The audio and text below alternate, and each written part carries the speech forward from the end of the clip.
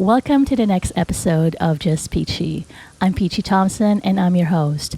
Just Peachie is a show where we interview leaders and subject matter experts in the fields of insurance, finance, and taxes.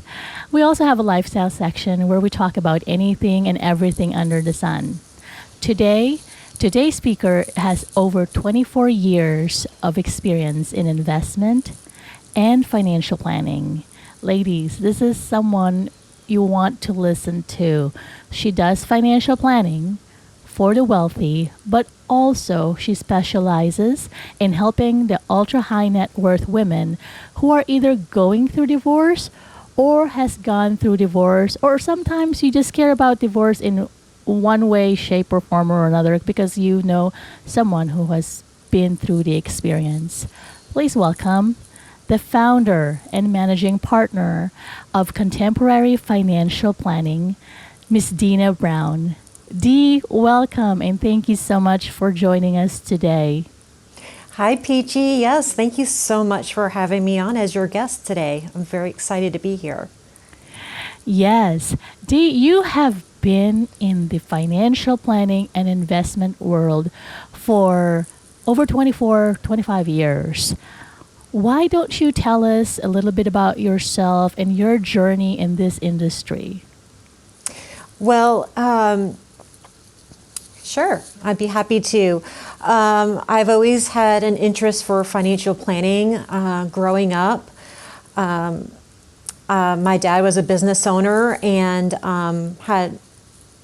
he was in an accident at some point, a car accident, and unfortunately he didn't have proper financial planning, so the business didn't survive. He didn't have any kind of key man insurance or anything like that, and at the same time, unfortunately we lost our house.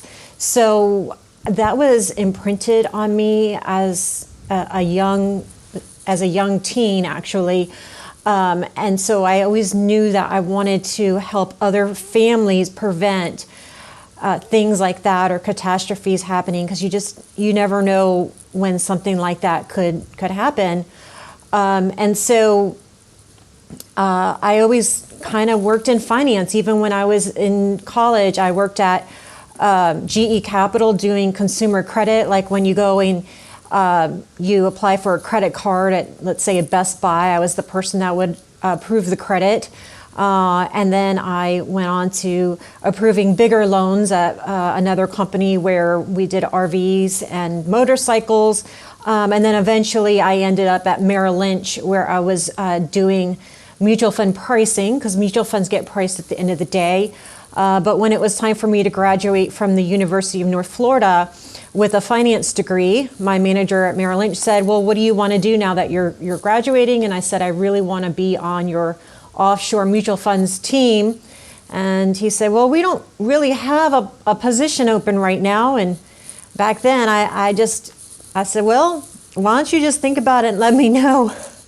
That was on a Friday, and I was graduating college. And he said, okay, all right, kid, you're on the team. So then that's when I was doing offshore mutual fund trading. So that's how I got into the investment field. But I got into financial planning because I wanted to be in financial planning. And, there's a big difference between financial planning and investments. And so I headed out with a business partner, and we opened our own independent firm.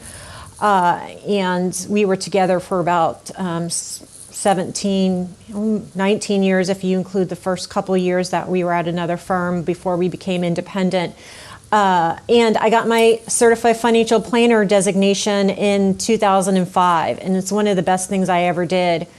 And something that I'm passionate about, and this, Peachy, is being an advocate for women while they're going through divorce and being supportive. And so I found out about the Certified Divorce Financial Analyst certification in 2013.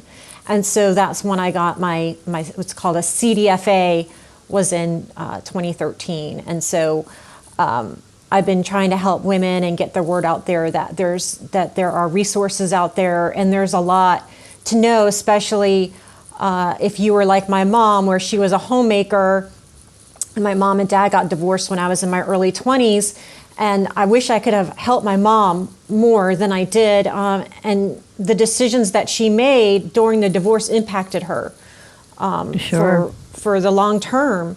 And so anyway, that's why I became a CDFA, is to help other women that find themselves in this situation, and they need someone with the knowledge and expertise of finance to help them make those financial decisions during divorce.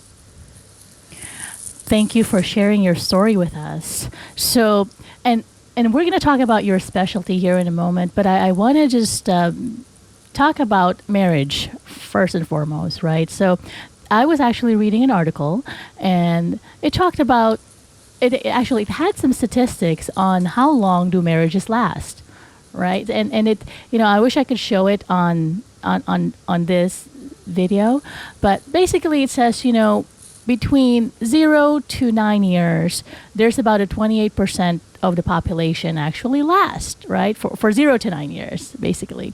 10 to 26 years, you have about 31%. 33% last between 25 to 49. And, the golden anniversary, 50 to 59, is only about 6%. And then you have a 2% chance of lasting beyond 60 years. Mm-hmm. Wow, those are some pretty high stats, right? Now, so that's the marriage. But, the divorce rates, unfortunately, I should say that when someone goes into a relationship, you're not thinking, I'm going to get divorced. You just don't do that. You're in love. You want a good wedding. You just say, okay, this is going to be awesome. But then things happen, for whatever it is, right? Mm-hmm. And that's why the divorce rates in the United States, and there was a study done by the CDC, right? Since from 2016 to 2020, new divorced people per thousand, right? So in 2016, this is a U.S. It was about 2.3. So 2.3 out of 1,000 were going to get divorced or did get divorced. 2017, that was 2.7. 2018, 2.9. 2019, 2.9. And in 2020, that was 3%, right? Or 3 people. Sorry, not percent. Now, we're in Florida. Dee's in Florida. I'm in Florida. Let's narrow it down to the Floridians. So in 2016, 3.9 out of 1,000 people were getting divorced. 3.9 couples. 3.6 in 2017, 2019, 3.5, and in 2020 it was 3. Now, are you curious how it is now in 2022 after the pandemic? I am curious. Tell of course us, you are. Peachy. Of course you are. So it is actually estimated that 44.2% is the divorce rate that it will increase to about that rate. This is based on the fact that COVID happened, and COVID actually delayed a lot of the divorces. Well, everybody was cooped up in their houses, and then nobody could go to the courthouse to get divorced or whatever it is, right? Or some of them just say, I'm just going to kind of stick it out for some time. So what does that mean, right? For 44.2%. So for every 1,000 people who got married, a divorce rate of 2.7% per 1,000. So for every 6.1 people who get married, 2.7 will be divorced. So almost half, really. It's you just round it up. I think. Yeah, I let's like just say half. This is a terrible, and this is not a secret. I'm just kind of resharing some information. So the CDFA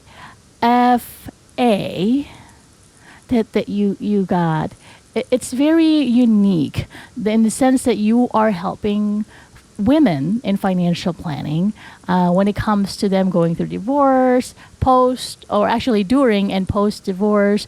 So tell us a little bit about. I know you kind of told us a little bit about that, but what is it that what are your services? So I call it divorce financial planning. And then after the divorce, we just take the divorce part off and we just call it financial planning. So during the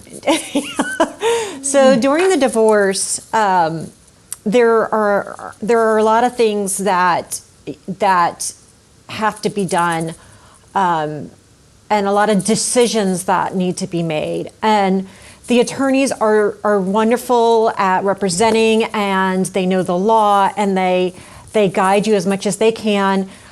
Some attorneys are better at finance than others, but they are trained in the law, not necessarily in finances or money. And as you can imagine, there's a lot of different rules and nuances when it comes to finances. What I like to do and love to do actually is to help women right at the beginning of the process. Right at the beginning of the process, there's going to be what's called a request to produce. That's just a fancy word of saying, hey, you got financial documents? We want them. On the other side, they're going to say, we want everything you've got. We want you to go back 4 or 5 years of financial documents, bank statements, investment statements, 401k statements, credit card statements. I mean, you name it, they want it. So that's what we help with. We help you get organized and gather some of these documents. You may not even know you have some of these different kinds of accounts. A lot of times women don't know. They delegate it to their husband to take care of the finances. A lot of times they don't go to the investment meetings or the CPA meetings, the tax planning meetings, especially those that are married to business owners. And then talking about taxes, we do get a copy of that tax return right there at the beginning. And the tax return is kind of like, it is like looking to see, like, you may not know you have different accounts, but when you look at that tax return, it's going to list different things on there that you may not have known you had. And then I'm going to say, hey, I noticed on your tax return that you have this account. And you're going to say, oh yeah, that's, this account or that account, or I have no idea what account that is. So in a way too, we're a little bit like detectives, where we're kind of like looking behind the scenes to see what's really there and what's really out there. And we want to educate our clients on what they do have. And this is part of the empowering of what we do is, this is looking at what they have, helping them gather these documents. In the beginning of the divorce process, there's a document that needs to be filled out by both parties, and that's called a financial affidavit. And so we help with the financial affidavit. Again, we take all the documents, we pull all the numbers, we create spreadsheets, and then we take those numbers and put them onto this financial affidavit, and we meet with the client and say, okay, do these numbers look right to you? Are there any changes we need to make? And we go through that process. That's kind of the beginning of it. But through the divorce, we work with the attorney and offer support. We have conference calls, we have meetings to make sure that we're all working collaboratively for the best interest of our client. Some other things that we do as well is we look at cash flow, because in a marriage you have income coming in and you have expenses, but you may not know what your household actually spends. Like a lot of times you just grab the credit card and just run to the grocery store and use the credit card. You don't really know what you're spending. So we go through all that again, educating, and then coming up with some worst case scenarios, mid case scenarios, best case scenarios for mediation. And we also look at asset splits. So in the marriage, you have different assets. In the marriage, you might have some real estate, might have some investment accounts, you might have some businesses. And then we look at, okay, for our client, and this is in your best interest is to split it this way. And then, and it's not a black or white process. It's a lot of compromise and going back and forth. But what we want to do is to make our client feel confident when they do finally go to mediation or trial, that they already did the preparation. And that's what I always say is prepare, prepare, prepare. You've got to be prepared. You got to know Yes. your numbers. If you don't know your numbers, then find someone who's really good at numbers and help them, or have them help you with that piece, because we're not all experts at everything, right? Like, I'm not an expert at the law. I'm also not an expert in taxes. Like, I know just enough, but if there is a business involved and someone needs to value that business, that's not me, Peachy. That's going to be someone who has business valuation expertise, and that might be another expert or a CPA or someone like that would come in. But my point is that it takes a team, right? We always talk about how it takes a tribe, to raise a Right. child. Like, for divorce, it takes a team, and that's going to include your attorney, your certified divorce financial analyst, CPA. Mental health professional is super important, not only for you, but for your kids as well. But that's what I love about the process, is being able to bring in other people that can help and support through a very, very challenging and difficult time.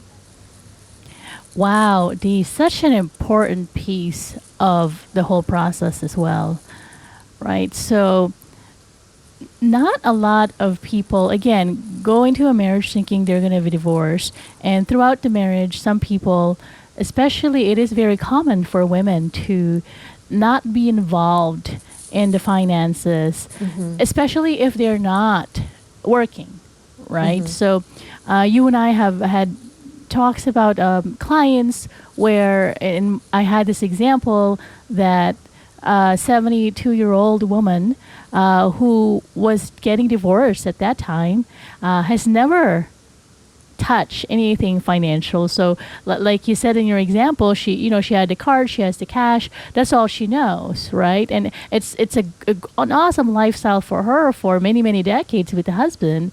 But unfortunately, after many, many years, now at age 72, she was getting divorced. Well, and that's more common now. And you were citing all of those statistics earlier. What that's called a silver divorce. So these are marriages that have may have been very long-term marriages, and now they're in their late 60s or 70s and they're getting divorced, and it's becoming more and more common. I think especially because we're in a world now where we have social media and we can connect with others that we typically probably wouldn't connect with, like maybe an old high school sweetheart or something. All right. Or maybe we're just feeling a little bit more empowered, and we're like, you know what, I've been married to you for a long time, and maybe it's time to go. It's time to go. It's time for a change. But everybody has their own reasons. But Sure. You're right. Divorce is not discriminatory. It will affect anybody and everybody. So that's why we do what we do. Right. One of the things that I love with how you help women specifically after this process is, I know that you help fund family trips, you help the woman take control of her money. Again, if this is someone who's never had the chance to be in control of the family finances, now she's on her own. Now she's going to have to do this. And you are doing that. You're helping the client take that control back. You're helping them do the fun stuff, right? Now we can fund some family trips. So tell us a little bit about that journey post, the divorce part during the process. That's not the fun stuff.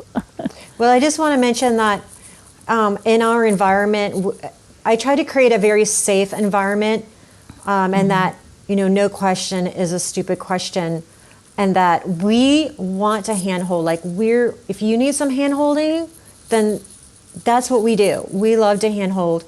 And so I'll give you an example of after the divorce process. It actually began in a mediation. I attended a mediation with a client, and we were there from 9 a.m.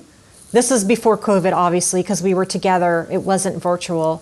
I know a lot of more mediations are virtual now, but we were together in the room, and it was 9 a.m, and I remember it was midnight, And we had been there all day, and we were all exhausted, and my client was emotionally drained. Sure. And we had come up with an agreement, with a settlement. And she and I we were already prepared, and we knew, going in, this is what we had, this is what, the different scenarios that we had. And so we were ready. And it had been a long day, and we finally came to an agreement.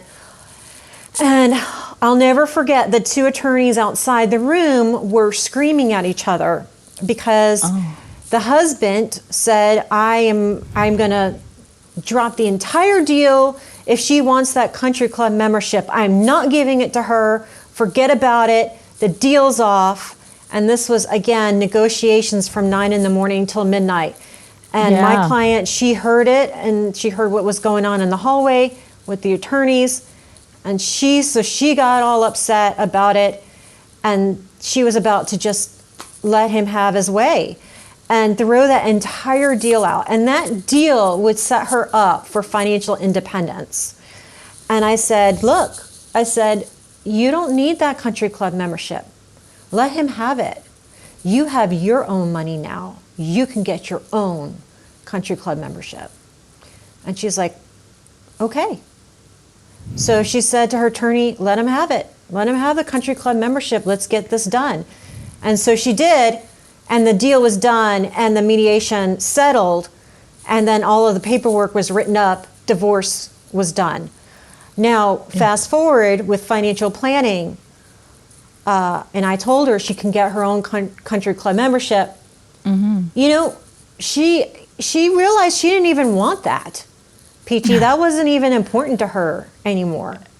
She bought herself an oceanfront condo, and she started traveling the world. And that is what she found out what her passion was. And that was through going through that process, and then afterwards, and just talking about what was really important to her and what she really wanted. And then we built the financial plan to support that. So we built that plan. She said, I want to live on the ocean. I said, okay, great, let's make that happen. And we built that into her financial plan. And then she said, I want to travel. I've never been able to do that before. That's what I want to do. Again, this is before COVID. Yes. But hopefully people can start traveling again. But that was her passion. And again, that's what we built into her financial plan. And people have different passions, different things they want to do. They want to help their kids. I have another client that her husband wouldn't agree to pay for college for their kids. And I said, no worries. What we'll do, again, this is after the divorce, I said, we'll take this lump sum of money and we'll put it in a separate account, and we'll mark it as your kid's college account. And she had 3 kids. And when college came, sure enough, the husband said, nope, I'm not contributing to the college. I don't have to do it. And she said, okay, I have the money right here. I have it in a separate account ready to go. And she funded all 3 of her kids' college education. Yeah. So Dee, what a huge difference you made for both clients. The first client, a lot of people, not just women, but mostly women, right? You're in the middle of a divorce. You're probably not thinking clearly. And like in your example, right? So you're not, period. In your example, you in this 9 o'clock in the morning, and it's now midnight, right. And you probably are so fixated on the details at that point. You don't even know which side is up, right? And to have someone like you to be able to say, listen, no, look at the big picture. You don't need that country club membership. You will have your own money now, and we can buy you your country club membership later. But don't throw away the whole deal just because of this little thing, if that really is so important to him, right? So that when you're in the thick of things, you don't see that. And that's where you need someone else looking from the outside in that this is, and that's exactly what you did to that client. And I love how you said, she realized she didn't even want it. Could you imagine what a huge mistake that would have been to fight for that and lose everything? And then later on you realize, you know what? I'd rather really just buy a condo on the water and travel and all that. I mean, what? That's a very big different. Those are very big different things, So right. Well, and if you're in that type of situation, you're emotional and you're in that fight or flight mode, right? Right. Fight or flight. Right. And you're right, you can't think clearly, and you need someone to be that rock for you that's going to say, okay, this doesn't make sense, or this does make sense.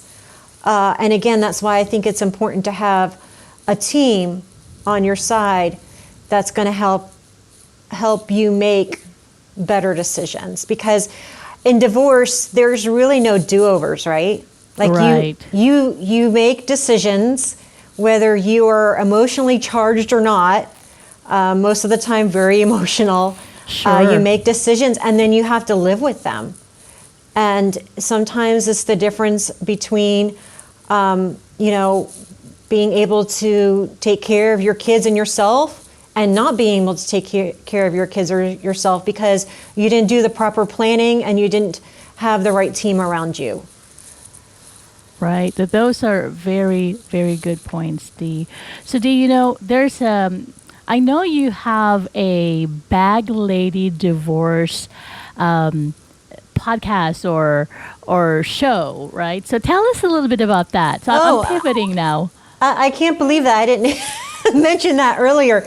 So about 3 years ago, I had the opportunity of building the financial planning practice of my dreams. And again, I wanted to really work with women through divorce. And so I created a website called bagladydivorce.com, all one word, about 3 years ago. And so Bag Lady Divorce is my way of giving back to the community and just letting women know there's a resource out there and posting helpful and informational videos about finances and divorce.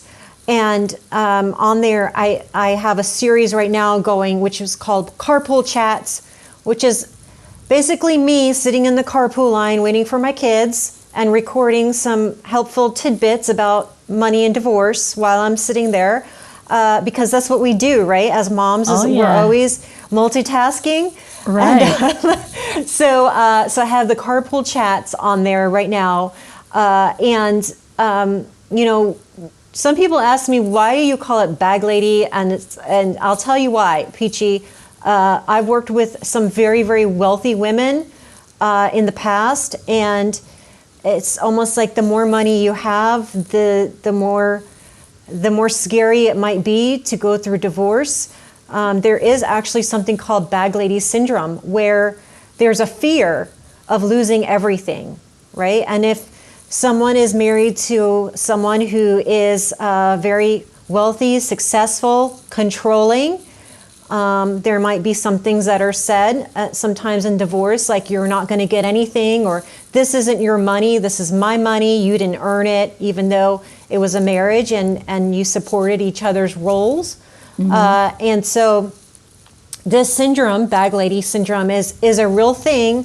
And again, in my experience, I've seen the more wealthy you are, sometimes the more severe the Bag Lady Syndrome could be, and the fear that you're going to be left destitute if you get divorced. And that's not true. And so this is my way of giving back, is bagladydivorce.com, to educate women and let them be aware that this fear it's okay to have, and it's very, very common.